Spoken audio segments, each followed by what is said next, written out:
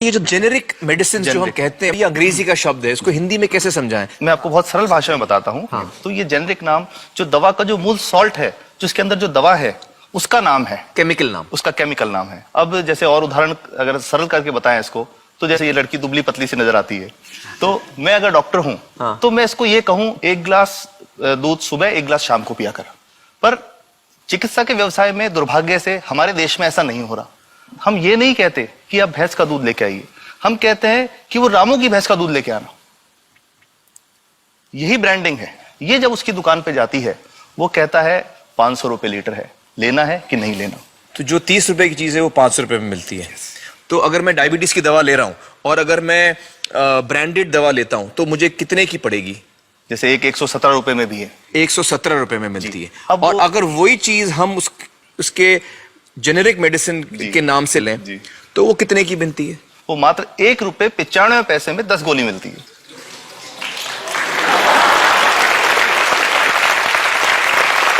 और दोनों गोलियों में कोई फर्क नहीं है किसी किस्म का? 100% समान, क्योंकि इसकी उत्पादन लागत ही इतनी है। उसका manufacturing, packaging, transport, retail margin, जो उसके मार्जिन जो हैं, जो हमारे ज्यादा वो सब मिला करके उतने की ही पड़ती है। कुछ कैंसर के मैं आपको उदाहरण दूंगा, उसमें एक ही दवा जो ब्लड कैंसर के काम में आती है, बाजार में 1.25 लाख रुपए का एक पैकेट मिलता है। 1.25 लाख का एक पैकेट जो 1 महीने चलता है। और जेनरिक में वही दवा जेनरिक में अलग अलग कंपनीज जो बनाती हैं, एक 10,200 में बेचती है, एक 8,800 में बेचती है और एक 6,500 में बेचती है। मतलब ये आपका ये कहना है कि आपके ये प्रयास से इतने कम में राजस्थान में पब्लिक को, आवाम को ये दवाएं पहुंचा रहे हैं आप इस वक्त? जी, क्या बात है।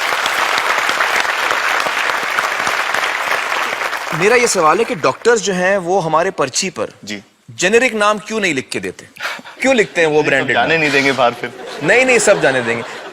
जब एक नया मेडिकल प्रैक्टिशनर जब प्रैक्टिस शुरू करता है, तो उसके पास जो कंपनी के जो मेडिकल रिप्रेजेंटेटिव्स होते हैं, सेल्स बढ़ाने का उनका काम होता है, मार्केटिंग प्रिंसिपल के हिसाब से सेल्स एजेंट होते हैं बेसिकली। फिर वो कहते हैं साहब आप हमारी जो दवा है यही लिखना, ये बहुत बेहतर दवा है, इससे मरीज ठीक होगा। और उनको डॉक्टर्स को लिखने के लिए उनको प्रेशराइज किया जाता है, उनको टेम्प्ट किया जाता है। तो ये इसमें बहुत बड़ा कारण है जो दवा की कीमत को उसकी वास्तविक कीमत से 5, 10 गुना, 20 गुना तक बढ़ा देता है। एक बहुत बड़ा कारण है, क्योंकि हमारे पास जब हम टेंडर करते हैं तो बहुत सारे कंपनी वाले आते हैं, जो भारत की जो सबसे बेहतर कंपनियां, जिसके भी नाम वो रेपुटेड कंपनियां जिनके नाम आप ले सकते हैं, वो सभी हमें वो उसको जो 70 रुपए की है उसको 2 रुपए में, 5 रुपए में दे रही है। 30 रुपए की दवा 2 रुपए में दे रही है। इतना ज्यादा फर्क तो कंपनी तो दे सकती है और देना चाहती है, और हमें देती भी है इतनी कम दामों में, हमें दे रही है ना, ये संभव तो है। अच्छा, मैं आपको बताऊंगा कि भारत से हम लगभग 45,000 करोड़ रुपए की जेनरिक दवाइयां प्रतिवर्ष विदेशों को निर्यात करते हैं। आप भेजते हैं दुनिया भर में जेनरिक, ये जो सस्ती दवाएं हैं आप विश्व भर में भेजते हैं, और हमारे लोगों को नहीं मिल रही। हमारे देश में महंगी है, हमारे देश में महंगी है, और अगर ऐसा है तो हमें कोई ईस्ट इंडिया कंपनी की जरूरत नहीं, हम वापस उसी दिशा में जा रहे हैं।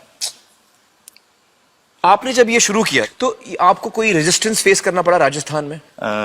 देखिए, जो प्रयास हम कर रहे हैं ये बेसिकली धारा के विपरीत बहने का एक प्रयास है जी।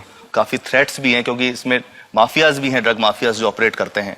और हम हमेशा ये बात कहते हैं कि हम 100 साल से भी पुरानी शोषण की व्यवस्था को बदलना चाहते हैं, पर हमने हमेशा डॉक्टर्स को दोषी नहीं माना। सारे डॉक्टर्स बुरे नहीं है। 50-60% तो जेन्युइनली वो चाहेंगे कि गरीबों को कम कीमत पे दवा मिल जाए, वो चाहेंगे। और आज भी ऐसे डॉक्टर्स हैं जो अपने घर से सैंपल्स ला करके अपने जेब से पैसे निकाल के मरीज का इलाज कराते हैं। ऐसे डॉक्टर्स आज भी हैं। बिल्कुल सही। तो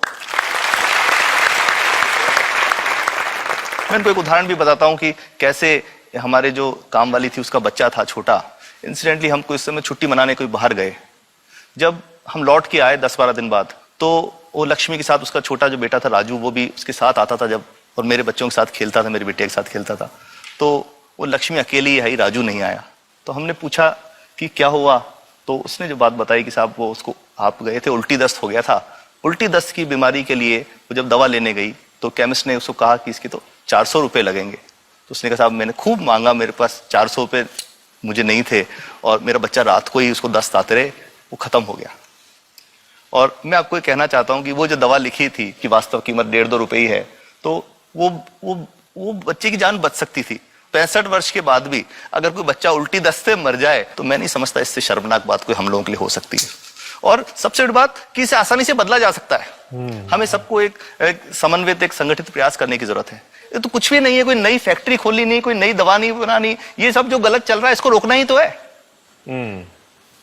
तो दोस्तों, डॉक्टर समित की बातों से हमें यह पता चला है कि दवाइयों का जो कॉस्ट होता है, जो उनको बनाने का खर्च होता है, वो बहुत ही कम होता है और हमें इन कम दामों में ये दवाइयां मिल सकती हैं अगर हमारी राज्य सरकार जेनेरिक मेडिसिन की दुकानें खोले, जैसे राजस्थान सरकार ने किया है और जिसके लिए हम उन्हें सलाम करते हैं।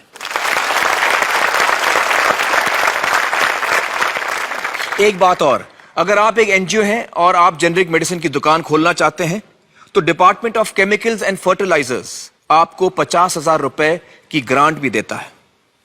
डॉक्टर समित, आपने बहुत ही बेहतरीन काम किया है और इस बहुत ही अहम मुद्दे पर रोशनी डालकर हमारी आंखें खोल दी हैं और हमारी दुआ यह है कि जो काम आपने राजस्थान में शुरू किया है वो हर राज्य में फैले, देश के कोने कोने में फैले। बहुत बहुत शुक्रिया हमारे साथ बातचीत करने का doctor Samit. Thank you so much.